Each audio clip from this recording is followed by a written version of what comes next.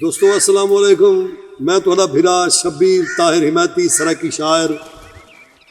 मैं एक नज़म पेश करना पिया।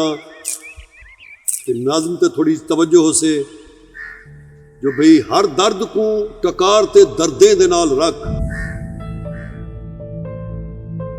हर दर्द को टकार ते दर्दे दे नाल रख, सीने दी संदूक ते पत्थरे दा बार दे, अंदरी अंदर तू जीत दी खुशी वदा मना, फिलहाल बारू बारू तू बाजीए हार दे, रस्ते उते कुहीड़ है ता लैट माल घिन, ए घिन मुंडा सा मार चा अपना रुमाल घिन, पर नीरे को साड़ साड़ दे तन दे तनूर विच, जग दे निराश गए को कोई नीर ना निखा, दर्दे दे बार चा कर ही खुद को लुका ते टुर, कूफे दी सर जमीन है शबीर ना निखा।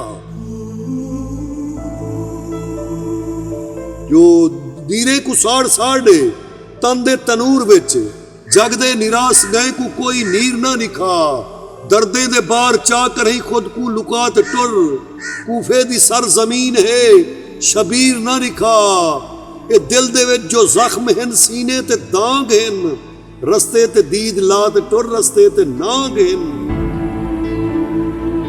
जो पल पल दी खैर खैर दा इतके सवाल है, दूजा सवाल है पिया जिंदा जमीर दा, जो मैं अपनी सोच सोच दा हल सोच सोचते, कहने बना फकीर ता कहीं भी लकीर दा।